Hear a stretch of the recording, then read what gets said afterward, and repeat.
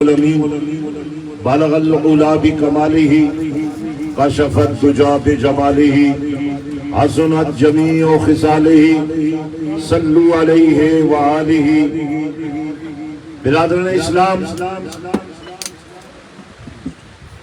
Sweden میں قرآن کی بے حرمتی کا جو واقعہ ہوا ہے اس کا پس منظر آپ کو سمجھنا ضروری ہے۔ وہ ایک ایسا شخص تھا جس کا سویڈن سے کوئی تعلق نہیں ہے، اس کا یورپ سے کوئی تعلق نہیں ہے۔ وہ ان بگڑے ہوئے نوجوانوں میں سے ایک ہے جن کے والدین نے اپنے بچوں کو قرآن کا نور ہی نہیں دیا۔ اگر آج ہماری ہر بیٹی قرآن کے نور میں رچ بس جائے، یہی بیٹی جس نے کل کسی گھر کی بہو بننا ہے اور کسی بچے کی ماں بننا ہے، ویسے بھی ماں کے قدموں میں جنت ہے، لیکن اگر سر کے بالوں سے لے کر پاؤں کے ناخنوں تک یہ ماں قرآن کے نور میں رچی بسی ہو۔ ایک ہے مدرسے میں قرآن کا پڑھنا، ایک ہے مسجد میں پڑھنا، اسکول کالج اور یونیورسٹی میں تو قرآن کا کوئی تصور ہی نہیں ہے۔ لیکن آپ غور فرمائیں، ہمارے ہاں جب بچے پیدا ہوتے ہیں ہم انہیں گھٹی دیتے ہیں۔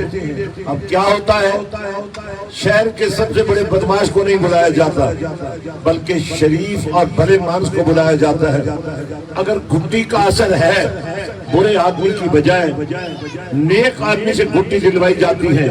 اب تصور کیجئے وہ ماں جس کے وجود میں قرآن رچا بسا ہے، جس کے خون میں قرآن رچا بسا ہے، جب اس کے پیٹ میں بچہ تیار ہوگا، ماں کی تلاوتیں سن سن کر اس بچے کے گوشت میں، اس کی ہڈیوں میں، اس کی رگوں میں، اس کے اعضاء میں، اس کے اندر چلتی ہوئی سانسوں میں اور اس کی رگوں میں چلتے ہوئے خون کے ہر قطرے میں کہیں عشق مصطفیٰ ہوگا، کہیں خوف خدا ہوگا اور کہیں قرآن کا نور رچا بسا ہوگا۔ ایک ایسی ماں جس کا دودھ پیتے ہوئے بچہ درود کی لوریاں سنے اور قرآن کی لوریاں سنے، تو آج قرآن کے تحفظ کے لیے پوری دنیا کہہ رہی ہے۔ صرف مسلمان حکمران یہ پہلی مرتبہ ہوا ہے کہ دنیا بھر کے مسلمان حکمران اور پہلی دفعہ ہمارے ملک کے وزیر اعظم ہماری پارلیمنٹ نے ایک متفق کا اعلان کیا ہے کہ سویڈن میں جو قرآن کی بے حرمتی ہوئی ہے ہم انہیں تنبیہ کرتے ہیں، انہیں بچانا چاہتے ہیں۔ لیکن یہ نوجوان کون ہے؟ یہ ایک مسلمان ماں باپ کا بیٹا ہے، لیکن اگر وہ مسلمان ماں باپ اس بیٹے کی رگوں میں دوڑتے خون میں قرآن لے آتے، درود و سلام کا نور لے آتے، تو آج یہ نوجوان آپ کی طرح قرآن کے تحفظ کے لیے کھڑا ہوتا، نہ کہ قرآن کو جلانے کی کوشش کرتا۔ ویسے بھی اگر آپ غور فرمائیں، اور آگ کے جلنے سے قرآن نہیں جلے گا، یہاں تو سینے تیار ہیں۔ میں اپنے نبی پر قربان جاؤں، بڑا اہم پیغام سماعتوں کی نظر کر رہا ہوں۔ میرے نبی نے اپنے عاشقوں کو، جنہیں ہم صحابہ کرام کہتے ہیں رضوان اللہ تعالی علیہم اجمعین، اور صحابہ کرام کی صف میں جہاں ابو بکر صدیق ہیں، عمر فاروق ہیں، عثمان غنی ہیں، مولا علی ہیں، مولا حسن ہیں، مولا حسین ہیں، بلال ہیں، صہیب ہیں۔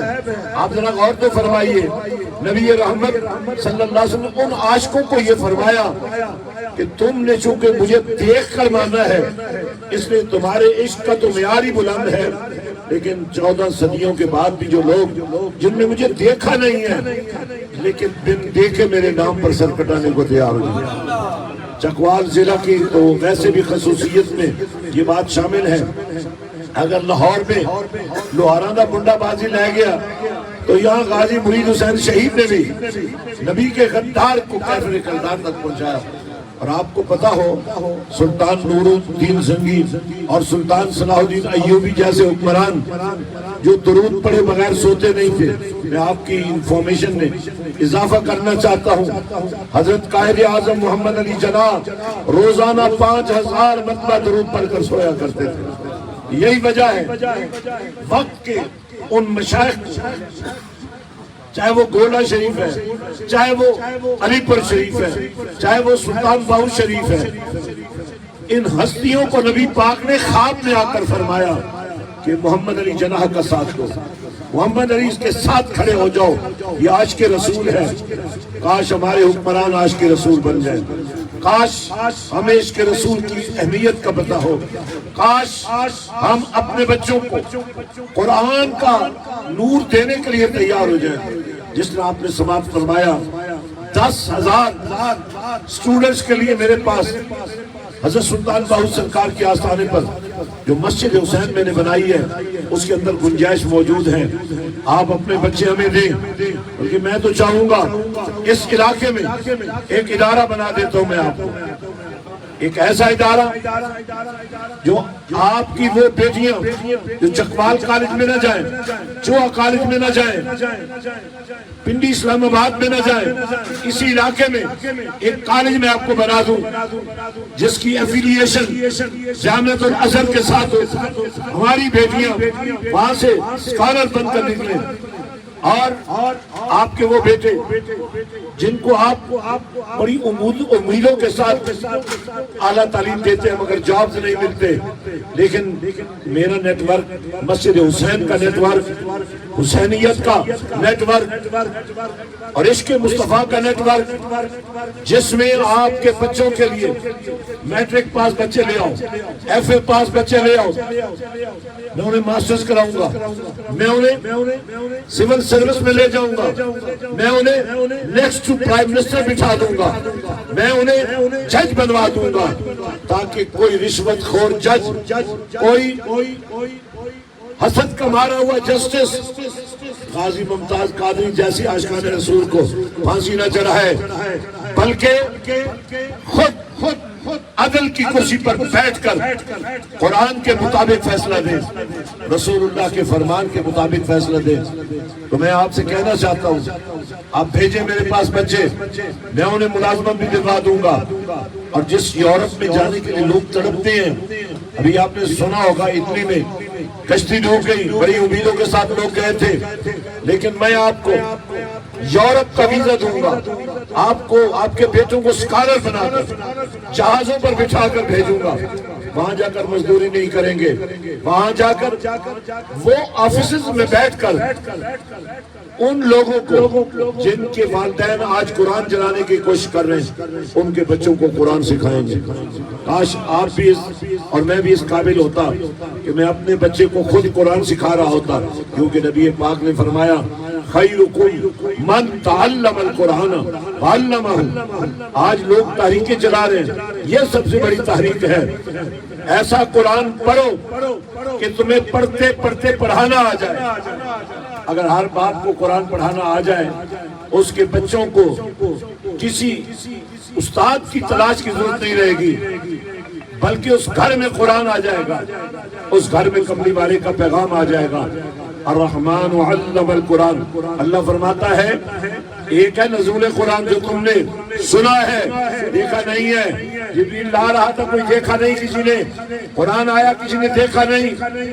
اور سنو, رحمان نے قرآن بھیجا کسی نے دیکھا نہیں, پر جب نبی کے لب ہلتے تھے, جو کھڑے ہیں وہ اونچی آواز میں اللہ کا نام لیتے, جب قرآن اترتا تھا نا نبی کے لب ہلتے تھے, نبی کے لبوں پہ رب بولتا تھا. وما ينطق عن الهوى ان هو الا وحی یوحی. نبی کا چہرہ کھلتا تھا, روشنی پھیل جاتی تھی. والضحی واللیل اذا سجا.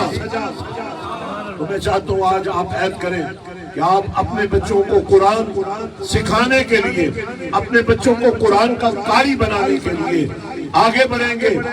جیسے آج ہمارے اس بچے نے اور اس فیملی نے بڑی ہمت جرأت کی اور اس محفل میں بے حیائی نہیں پھیلی، فحاشی نہیں پھیلی، قرآن کا نور پھیل رہا ہے، رسول اللہ کی محبت پھیل رہی ہے. تو میں آپ کو مبارکباد دیتا ہوں اور دعا بھی کرتا ہوں. یہ بڑا دور دراز علاقہ ہے، یہاں تک پہنچنا اتنا آسان نہیں ہے، لیکن آپ کے دل بڑے ہیں، اسی لیے تو آپ کی محبت کا ماشاءاللہ جزاک اللہ. یہ مسجد حسین ضرور میں آپ کو دعوت دوں گا، آپ نے آ کر زیارت کرنی ہے. 9 محرم کو مرکزی اجتماع ہوگا. اب تو اس علاقے کے لوگوں کے پاس بہانہ بھی کوئی نہیں ہے، یہاں سے چڑھیں سیدھا شورکوٹ حضرت سلطان باہو انٹرچینج پر اتریں، صرف 3.5 گھنٹے لگیں گے. یہ ٹائم ہے یا وہ اگلا ٹائم ہے وہ آپ نہ گنے تو 4 گھنٹے میں آپ اس دفعہ جی ماشاءاللہ اللہ قبول فرمائے. اس دفعہ آپ نے 9 محرم کا اجتماع جو ہے حضرت سلطان باہو کے آستانے پر، میرے باہو نے فرمایا تھا آستانہ میرا ہو کو میں خانہ حسین کا ہو. آج ہماری خوش نصیبی ہے کہ ہم حسینی بن کر، اور دیکھیں ابھی آپ کے سامنے غازی عباس علمدار کی شان میں منقبت پڑی جا رہی تھی، آپ سن رہے تھے اور آپ کو اندازہ ہو رہا تھا آوان قوم فخر کر سکتی ہے کہ ان کی رگوں میں دوڑنے والا خون غازی عباس علمدار ہے. اور ہم اس وفا کے پیکر کو سلام کرتے ہیں جس نے ہمیں وفا کرنے کا سلیقہ دیا ہے. اور آپ سے میری گزارش یہ ہے کہ آج سے آپ نے اپنے بچوں کو قرآن سکھانے کے لیے، ہمارے قاری صاحب جو یہاں امام بھی ہیں، ان کے گلے میں بڑا زور ہے اور مجھے امید ہے یہ آپ کے بچوں کو قرآن کا قاری بنا سکتے ہیں. یہ آپ کی بچیوں کو، کیونکہ زیادہ تر لوگ اسلام آباد اور آگے پیچھے ہیں تو وہاں بھی آپ کے لیے انتظام ہو سکتا ہے. سبحانہ، درس تو ہے، درس تو ساری دنیا میں ہے. ہم قرآن پڑھتے ہیں مگر پڑھ نہیں سکتے ہیں. میں قرآن کا بس آخری جملہ آپ کو سنانا چاہتا ہوں. میرا رب فرماتا ہے الرحمن علم القرآن. اللہ فرماتا ہے وہ نزول قرآن تھا، یہ تعلیم قرآن ہے. اور تعلیم قرآن کے لیے اللہ نے کیا طریقہ اختیار فرمایا؟ خود معلم بنا، کملی والے کو متعلم بنا دیا، اور کملی والے کو معلم بنایا اور صحابہ کو متعلم بنا دیا.